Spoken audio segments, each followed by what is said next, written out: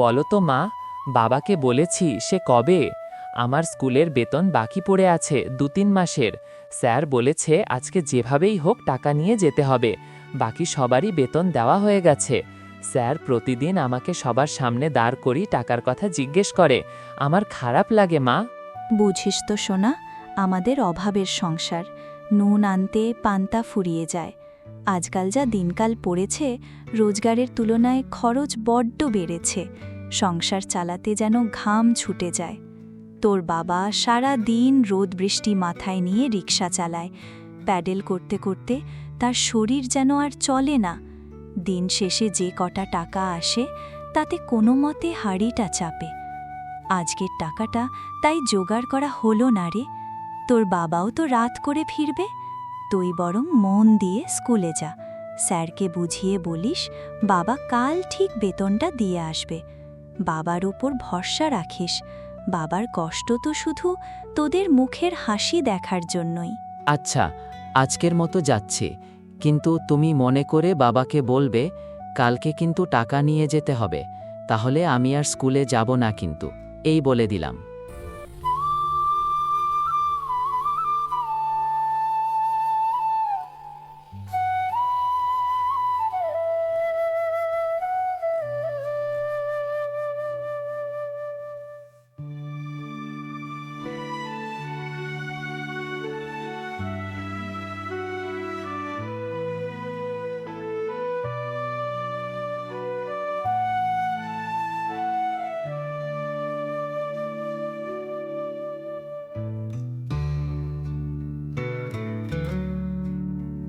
আচ্ছা মা, আমাদের কি কোনোদিনও টাকা পয়সা হবে না?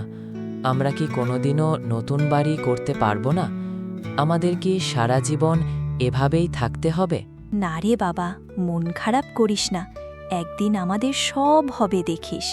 তুই বড় হবি, ভালো করে পড়াশোনা করবি, তারপর ভালো একটা চাকরি পাবি, গাড়ি হবে, বাড়ি হবে, সব হবে তোর।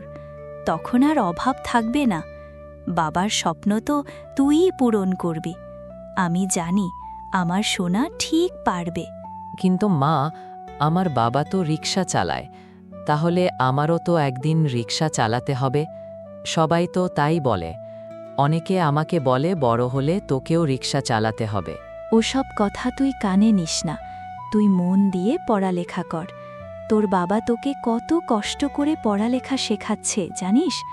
একজন বাবা কখনো চায় না তার ছেলে সেই কাজ করুক যে কাজ সে নিজে করে, কারণ তারা মনে করে তারা যে কাজটা বেছে নিয়েছে সে কাজটা পৃথিবীর সবচাইতে কষ্টের কাজ।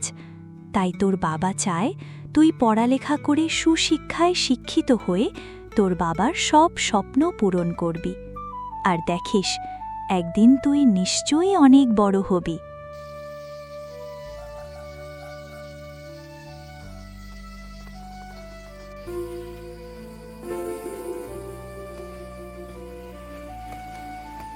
আরে কেমন আছো তুমি? অনেক দিন পর দেখা। গ্রামে ফিরে আমারও ঘরে বসে থাকতে একদম ভালো লাগছিল না, তাই ভাবলাম একটু ঘুরে আসি। হাঁটতে হাঁটতে তোমার সাথে দেখা হয়ে মনটা যেন আরও ভরে গেল। গ্রামের এই পরিচিত পরিবেশে তোমাদের মতো প্রিয় মানুষদের দেখলে সত্যিই খুব শান্তি লাগে। জানো, এই মাটির টানটাই আলাদা। দিন কাটছে কোনো মতে ভাই।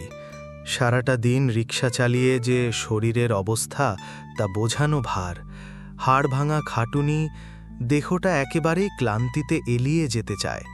তবে কাজ তো করতেই হবে। খালি একটা কথাই ভাবি, তখন যদি ভালোভাবে পড়ালেখা না করতাম তাহলে তোমাদের মতো আজও আমার অবস্থা এরকমই হতো। পড়ালেখা করেছিলাম বিধায় ভালো একটি প্রতিষ্ঠানে চাকরি করছি, মাস গেলে মোটা অঙ্কের মাইনেও পাই। হ্যাঁ, ঠিকই বলেছ। জীবনটা হয়তো আমার কঠিন পথে কেটেছে, অনেক ভুলও করেছি চলার পথে, কিন্তু সেই ভুলগুলো আমার সন্তানকে ছুঁতে দেব না, এই আমার পণ। আমি চাই আমার ছেলে সুশিক্ষায় শিক্ষিত হয়ে উঠুক, আলো দেখুক জীবনের। ওর জন্য একটা সুন্দর ভবিষ্যতের স্বপ্ন দেখি, যেখানে শিক্ষার আলোয় সব অন্ধকার দূর হবে। আমার সমস্ত চেষ্টা থাকবে ওকে সেই সুযোগটা দেওয়ার, যাতে ও মাথা উঁচু করে দাঁড়াতে পারে। এটাই আমার জীবনের সবথেকে বড় আশা। আচ্ছা, এর আগেও যখন তোমার সাথে দেখা হয়েছিল তখনও তুমি তোমার ছেলের কথা বলেছিলে, আর আজকেও দেখছি তোমার মুখে শুধু ওরই গল্প। তোমার ছেলের ভবিষ্যৎ নিয়ে তোমার চোখে যে স্বপ্ন, যে আশা আমি দেখি, সেটা সত্যিই মন ছুঁয়ে যায়। একজন বাবা বা মায়ের কাছে সন্তানের থেকে বড় সম্পদ আর কীই বা হতে পারে? তাদের নিয়ে দেখা স্বপ্নগুলোই তো জীবনকে এগিয়ে চলার অনুপ্রেরণা যোগায়। তোমার এই আশা, তোমার এই ভরসা সবটুকু যেন পূর্ণতা পায়, এই কামনাই করি। গ্রামের অনেক ছেলেরাই আমার ছেলের বয়সী। কত কথা বলে ওকে, রিক্সা চালকের ছেলে, এই ধরনের কত ফাজলামো মশকরা। হয়তো তাদের কাছে এগুলো নিছকই খেলা, হাসি ঠাট্টা, কিন্তু তারা বোঝে না যে এই সামান্য কথাগুলোই আমার জীবনে একমাত্র লক্ষ্যকে ব্যঙ্গ করে। আমার ছেলেকে এই গঞ্জনা শুনতে হয়তো ভালো লাগে না, কিন্তু এইটাই আমার জীবনের সবথেকে বড় প্রেরণা, যাতে ও ভবিষ্যতে মাথা উঁচু করে দাঁড়াতে পারে, এই কটাক্ষগুলো আর ওকে ছুঁতে না পারে। এটাই আমার জীবনের একমাত্র লক্ষ্য, আমার ছেলের সুন্দর ভবিষ্যৎ। আজকের মতো ওঠা যাক ভাই, আমার বাড়িতে বেড়াতে যাবেন অবশ্যই।